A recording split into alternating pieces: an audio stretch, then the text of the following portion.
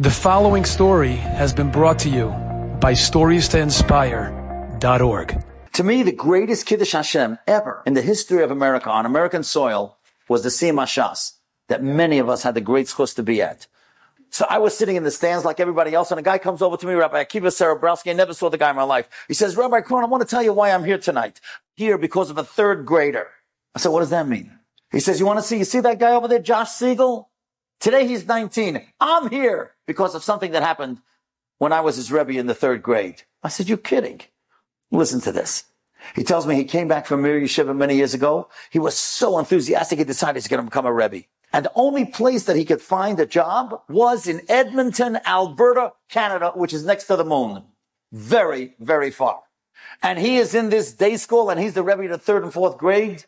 And I don't have to tell you the third or fourth grade in Edmonton, Alberta is not, it's not Lakewood, and it's not Monroe, and it's not, even Los Angeles. It's a different level. But he threw himself into it, and these kids were learning with such a geschmack, because this was his first year as a Rebbe. And not only that, he was having hashpah on the kids and having hashpah on the parents, and it was absolutely incredible. And then he said to me that near the end of the year, he thought, you know what? I got to learn Mishnayos with these kids. I got to raise their level. They're ready for it. So in order to learn Mishnayos, he took out on the board, he started writing the Shisha Siddur Mishnah and all the different Gemaras. And these kids, they can't believe it. Shas, wow, it's so big. So many Gemaras. He says, you know something? There are a lot of people who finish the whole Shas. And a lot of people know the whole Shas. And these kids can't believe it. He says, don't worry, I'll bring in pictures tomorrow of people who know the whole Shas. So these kids were just blown away. The magnificent magnitude of what Torah was all about. He said everything was going great until recess. Recess, everybody left the room going out to play except two kids, Josh Siegel and another kid. And he's listening how they're talking. And Josh Siegel says to his friend, you think our rabbi knows Shas? So the other kid says, nah, he's too young. He didn't learn Shas. So Josh Siegel in all his innocence says, but he's a rabbi. If he's a rabbi, that means he learned Shas. He's a rabbi. And the Rebbe told me he was smiling, these such innocent kids. And the other kid says, nah, I'm telling you, he doesn't know it. He didn't learn it. So everything was good until Josh Siegel said, let's go ask him. And he told me when Josh Siegel said, let's go ask him, his stomach fell. Why? Because he said he knew that they put him up on a pedestal.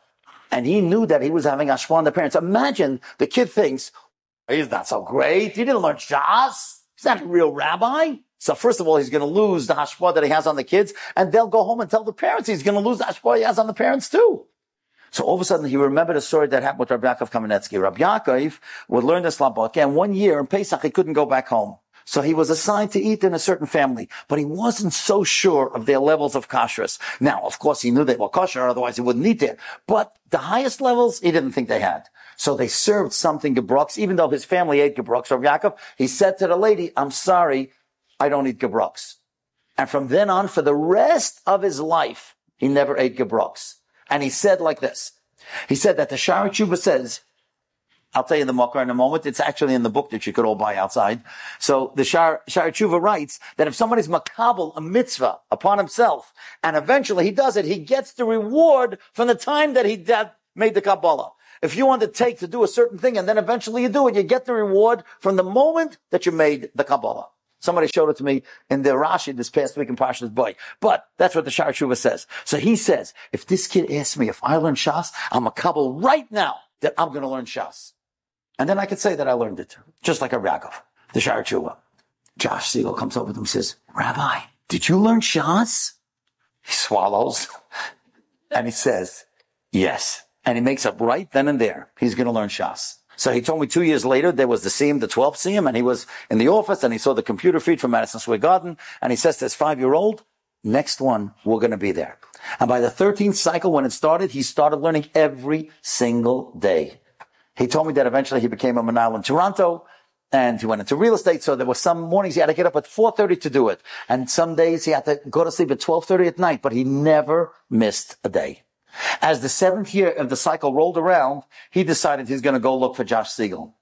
So he calls his mother in Edmonton, Alberta, and he says, where's Josh today?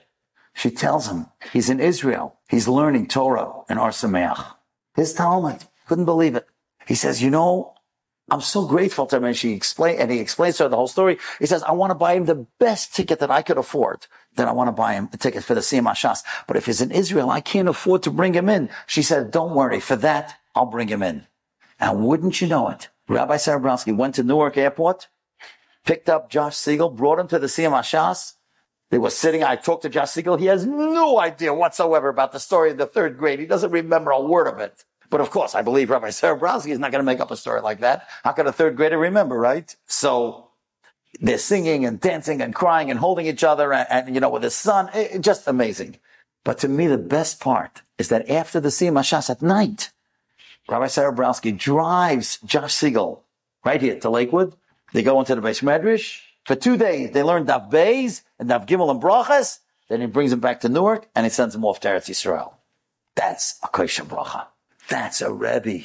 That's a Yid with a Achrayus who understands that people look at him, they put him on a pedestal. He has to remain on that pedestal. Many people look up to us. You have to remain up there. Can't lower yourself. Enjoyed this story? Come again. Bring a friend. StoriesToInspire.org